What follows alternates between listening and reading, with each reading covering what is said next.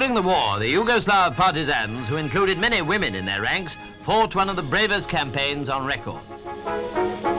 From secret headquarters in the mountains, their leader, Tito, rallied the patriots of his country and pinned down a dozen German divisions. A big price was put on his head by the Nazis, but in spite of desperate danger, the Yugoslavs under his command maintained their liberty. And now, aboard his country's training ship Galeb, or Seagull, the Marshal has come to pay a 5-day visit to Britain.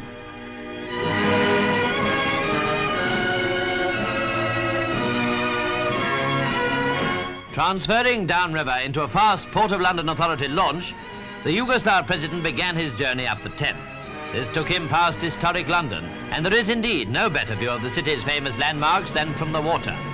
All bridges along the route had been cleared, for unprecedented security measures were taken on the river and ashore.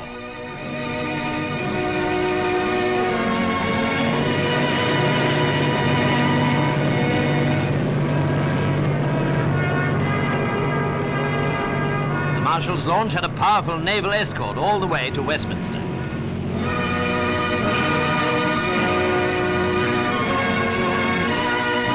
President Tito, who had been visited by Mr Eden last year, had come at the invitation of the government. And now at the landing stage, he was welcomed by Admiral of the Fleet, the Duke of Edinburgh, by Mr Churchill, and by the Foreign Secretary.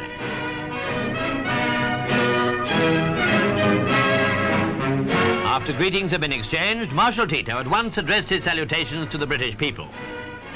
We have arrived in the land of the great British people, followed with the sincere sympathies of the people of my country towards the brave people of Great Britain. Although my visit, which comes as a result of the invitation extended to me by the British government and by Mr. Winston Churchill personally, has not formally the character of an official visit, I am nevertheless profoundly convinced that it will greatly contribute to the further strengthening of the friendship, mutual understanding and collaboration between our two nations. Then followed an inspection of the Royal Naval Guard of Honour.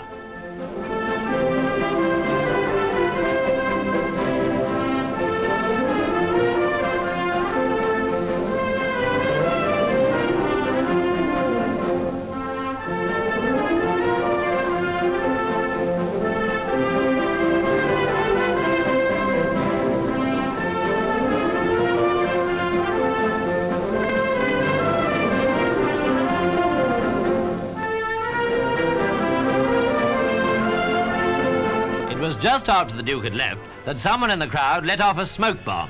Only a joke maybe, but if so, certainly in the worst of taste. President Tito could see for himself at any rate, as he now drove to Whitehall, that his visit had evoked great and friendly interest among the people of London. And this was natural, for the resolve to resist aggression is a common bond between his country and ours.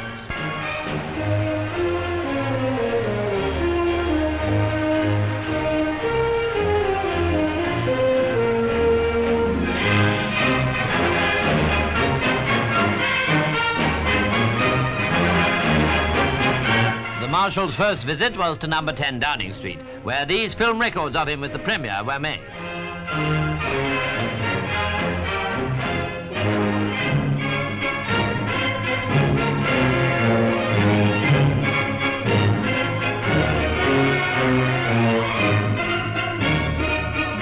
On the left, Mr Popovich, Yugoslavia's Foreign Minister. From number 10 to the Cenotaph now, where many thousands were waiting. Mr Churchill walked, and Marshal Tito drove to the memorial to lay his wreath.